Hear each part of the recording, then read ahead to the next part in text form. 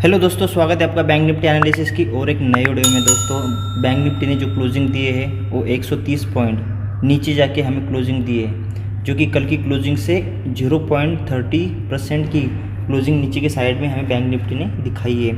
अब अगर आपने देखा होगा, बैंक निफ्टी दिन भर एक रेंज में रहा। मैंने बताया था आपको बैंक निफ्टी रेंज में है, आपको रेंज का ही इंतज़ार करना पड़ेगा। और जिस तरह से मैंने आपको बताया था कि इस रेंज को जिस साइड में ब्रेकडाउन या ब्रेकआउट करेगा, आपको अच्छा रिटर्न आपको दिखने के लिए मिल जाएगा। मैंने ये लेवल सबसे पहले बताई थी आपको। नेक्स्ट डे आपको मैंने यहाँ तक बताई थी, और मैंने फिर आपको बताया था कि ये लेवल को अगर कंसोलिडेट करके ब्रेकडाउन करेगा तो आपको ये जो लेवल है ना, 42,800 की लेवल है ना, आपको आसानी से मिल जाएगी, क्योंकि इसमें कोई रेजिस्टेंट नहीं है। आपको ये जो जोन है ना, आपको ये वन वे आपको मिलेगा। जिस तरह से आप बैंक निफ्टी ने देखा कि 43,400 से 43,200 तक की जो 100-200 पॉइंट की मूवमेंट है ना, एक ही 15 मिनट की कैंडल में दे दी।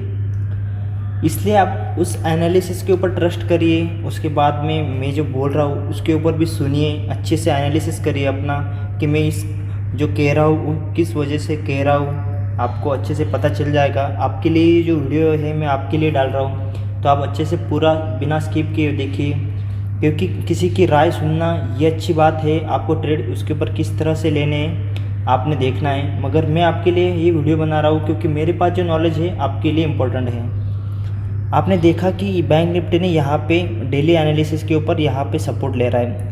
मैंने शॉर्ट वीडियो भी डाली थी, बैंक निफ्टी सपोर्ट को रेजिस्टेंट बनाता है और फिर रेजिस्टेंट को सपोर्ट बनाता है। जैसे कि मार्केट का ट्रेंड अप रहेगा तो मार्केट जो रेजिस्टेंट था वो उसको सपोर्ट बनाता है ब्रेकआउट करने के बाद में। जैसे कि मार्केट के लिए रेजिस्टेंट था 42,600 का, तो ये बैंक निफ्टी ने जब यहाँ से ब्रेकआउट करना था तो यहाँ पे ब्रेकआउट करने के बाद में फिर नीचे की साइड में रिटेस्ट के लिए आया।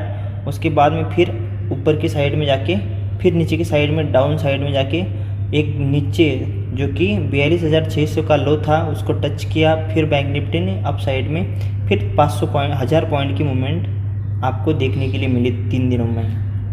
अब बैंक निफ्टी कर क्या सकता है?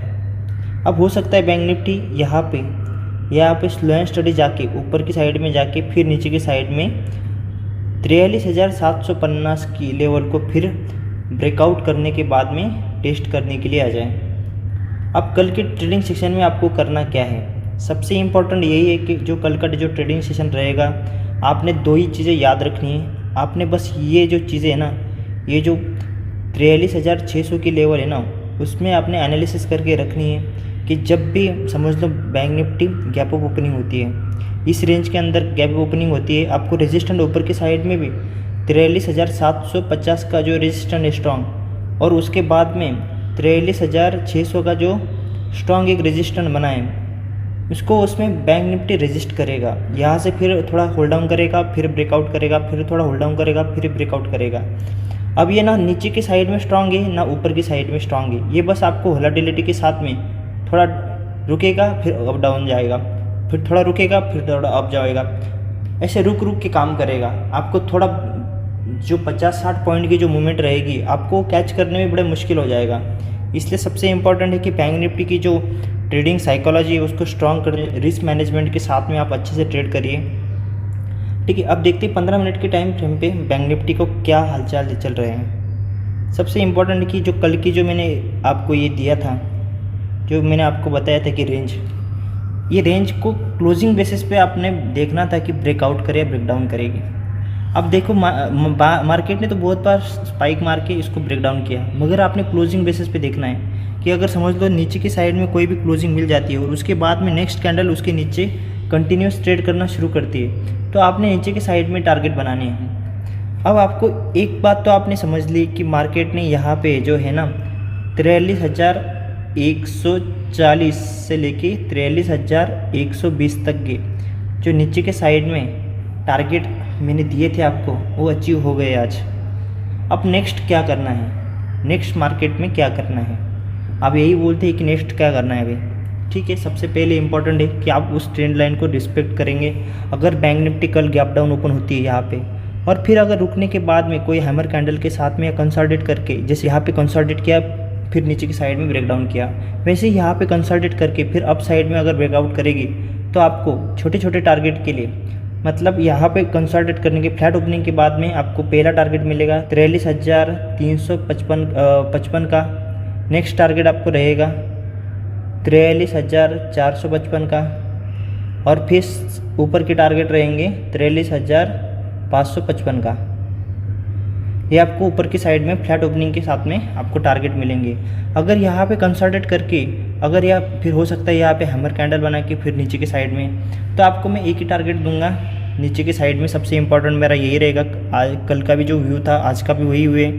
आपको अच्छे से अच्छा 800 तक के टारगेट वन वे मिल जाएंगे। नेक्स्ट है आपको 42,600 की टारगेट आपको बड़ी मुश्किल से दिखने के लिए मिलेगी। अगर सेलर ज़्यादा ही हेवी रहेंगे तो आपको ये टारगेट को भी देखने के लिए मिल जाएंगे।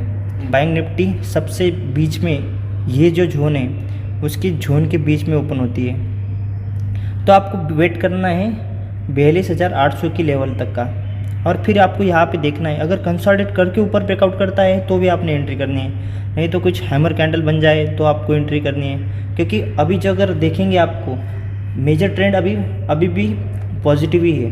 तब आप जब भी मार्केट नीचे आता है बाइंग के लिए सोचना है, जब भी मार्केट नीचे आता है बाइंग के लिए सोचना है, ठीक है। अगर आप रिस्क मैनेजमेंट आपका सही रहेगा तो आप अच्छे से ट्रेड कर पाएंगे। आप अगर रिस्क मैनेजमेंट के साथ है तो आपको ट्रेड को होल्ड करने में बड़ी दिक्कत नहीं होगी, ठीक है। अब नेक्स्ट है कि मार्केट अगर इस रेंज के आसपास में 43,555 के आसपास ओपन होता है, तो गैप अप ओपन होता है, तो आपको वेट करना है, यहाँ पे प्राइस एक्शन बनने देना है। जैसे ही मार्केट प्राइस एक्शन के साथ में ब्रेकआउट करता है तो आपको यहाँ पे फिर रेजिस्टेंट, स्ट्रॉन्ग रेजिस्टेंट रहेगा। कल के मार्केट के लिए मेरे तरफ से 707 का 43,777 तक मार्केट बड़ी मुश्किल से इस जोन में आपने ट्रेड करना नहीं है, ठीक है। जब इस जोन को 5 मिनट की कैंडल के ऊपर क्लोज कर दिया, समझ लीजिए इस जोन है, समझ लीजिए जो जोन है ना 707 तक का, 43,707 से 43,077 तक का है। इसके बाद में उसने क्लोज कर दिया और उसके बाद ऊपर ट्रेड करना शुरू करता है, तो ही आपने इंट्राडे बेसिस पे आपने एंट्री करनी है। विथ यहाँ तक का आपका स्टॉप लॉस होना चाहिए, ठीक है। ये जो नीचे की रेंज के है ना वहाँ थे 707 तक का, तो आपका स्टॉप लॉस हो सकता है कि 70-80 पॉइंट का भी हो जाए। मगर अगर आपका रिस्क मैनेजमेंट सही रहेगा, एंट्री सही रहेगी, तो आप अच्छे से अच्छा ट्रेड ले पाएंगे, नहीं तो आप बड़ी मुश्किल में मिल जाएंगे। क्योंकि कल जो मार्केट है यहाँ से यहाँ तक जाएगा, फिर ओपन होने के बाद में फिर कंसल्टेट करके यहाँ पे ऊपर जाएगा, मुश्किल से यहाँ से यहाँ ज़्यादा। क्योंकि अगर बैंक निफ्टी आपने देखा होगा कि कुछ न्यूज़ हो तो ही मार्केट 2% या 1.5% से ऊपर रहता है, नहीं तो मार्केट 1 से 1.2 इसी के बीच में घूमता रहता है। तो मार्केट की अगर आप देखेंगे तो अभी 43,200 के आसपास है, और आप सोच रहे हैं कि 43,800 के आसपास, ठीक है। तो मार्केट ने अगर उस हिसाब से 600 पॉइंट की मूवमेंट होनी चाहिए उसमें, यहाँ से यहाँ तक की, और 600 पॉइंट की मोमेंटम यानी आपकी मेरी साइड से 1.5% का, यानी मार्केट में अब ज़्यादा हेवी बायर ना सेलर दोनों एक्टिव नहीं होंगे अगर नॉर्मली देखा जाए तो। सबसे इम्पोर्टेंट यही है कि आप मार्केट को देखें, बैंक निफ्टी के कंपोनेंट को देखें, उसके बाद में जो HDFC बैंक, ICICI बैंक है, और उसके साथ में 1-2 बैंक आपके साइड में फेवर में होनी चाहिए जो कि बैंक निफ्टी को अच्छा मूव वन में दे देगी। अगर वीडियो अच्छी लगी तो वीडियो को लाइक करिए, शेयर करिए। धन्यवाद, जय हिंद।